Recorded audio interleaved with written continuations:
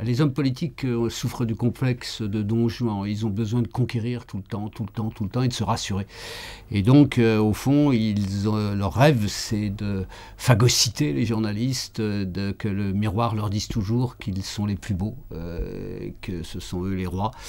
Et donc, du coup, c'est pour ça aussi qu'ils épousent souvent des journalistes, parce qu'ils trouvent une valorisation à la maison qui les rassure définitivement. Donc si vous avez chez vous quelqu'un qui, au fond, est le miroir des Français, une grande journaliste que vous voyez à la télévision souvent, eh bien, si dans son regard il voit qu'ils sont les plus beaux, ils peuvent vivre. Nicolas Sarkozy, on l'a oublié, mais il a beaucoup échoué dans les médias avant d'apprendre. Il n'est pas tombé dans la marmite comme ça, magiquement. Il a rodé son expérience, il s'est cabossé sur beaucoup de plateaux de télé.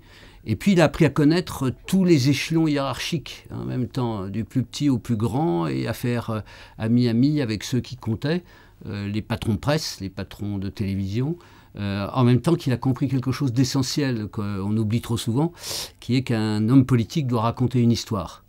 Et Nicolas Sarkozy a fait des journalistes, au fond, les secrétaires de rédaction de sa légende. Et si les socialistes reviennent au pouvoir, je crois qu'ils seront entraînés, comme chaque majorité à son tour, vers la volonté de contrôler tout ce qui leur échappe. C'est pour ça qu'il faut dès à présent, au fond, établir des contre-feux, parce que le pouvoir est une folie, et sans contre-fou, sans pare-feu, eh bien chacun, quelle que soit sa couleur politique, est entraîné à mettre l'incendie partout et essayer de tout contrôler. Les années électorales sont, pour Marianne, pour tous les journaux, mais pour Marianne en particulier, des années très fécondes. Très féconde parce que c'est le moment où au fond, se noue l'histoire essentielle, le roman national. C'est le moment où ça s'écrit. Donc il faut le faire avec talent, mais aussi avec l'indépendance que permet Marianne. Comme nous sommes engagés, mais pas inféodés, nous avons cette liberté que n'ont pas forcément les autres journaux, les autres magazines, qui sont plus, au fond, plus proches de certaines familles par tradition culturelle, par habitude, par, au fond, atavisme aussi. Ils appartiennent pour l'Observateur à la gauche convenable, pour la droite, pour le Point, pardon, le Point appartient à la droite convenable. Donc, au fond, il y a cette pensée convenable de toute façon, et nous n'en sommes pas. C'est notre chance formidable en année électorale. Il va falloir que nous trouvions des unes qui ne se limitent pas à Sarkozy, parce que Sarkozy était, je dis bien le passé, était un formidable agent de vente, si j'ose dire, parce qu'il racontait une histoire justement à la France, mais que ça s'est beaucoup usé.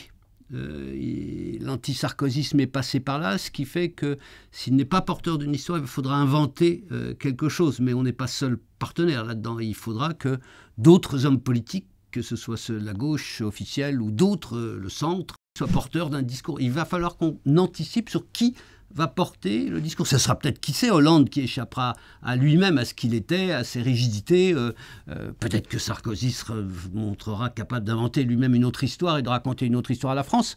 Il est quand même très usé sur ses fondamentaux, alors ça sera difficile. Mais bon, donc, ce que je sais et ce dont je suis vraiment sûr, c'est que Marianne bénéficie d'une position privilégiée pour prolonger ça et inventer ce qu'il faudra le faire médiatiquement et politiquement.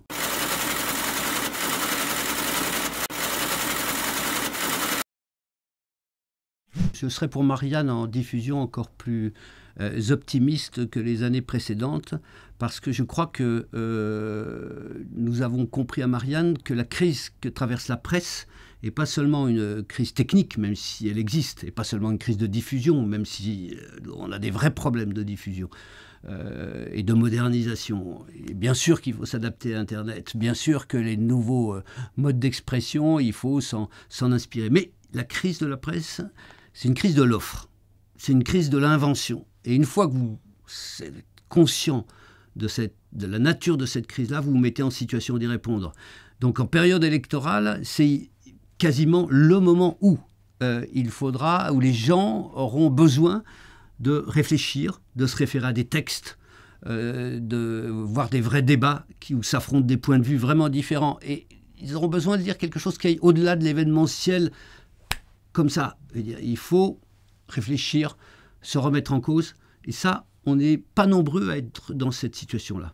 C'est une bonne nouvelle pour tous les news, bien sûr, d'autant plus qu'eux aussi, je pense au Nouvel Observateur, ont compris qu'il fallait dépasser leur façon de travailler habituelle et que cette compréhension-là fait que la concurrence sera plus vide et qu'elle sera plus inventive de ce point de vue-là, puisque au fond, nous, on s'est réjouis que l'Obs marche de nouveau et reparte.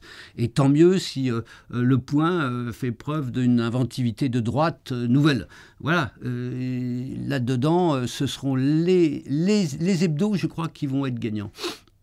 Et Marianne en particulier, du moins je le souhaite.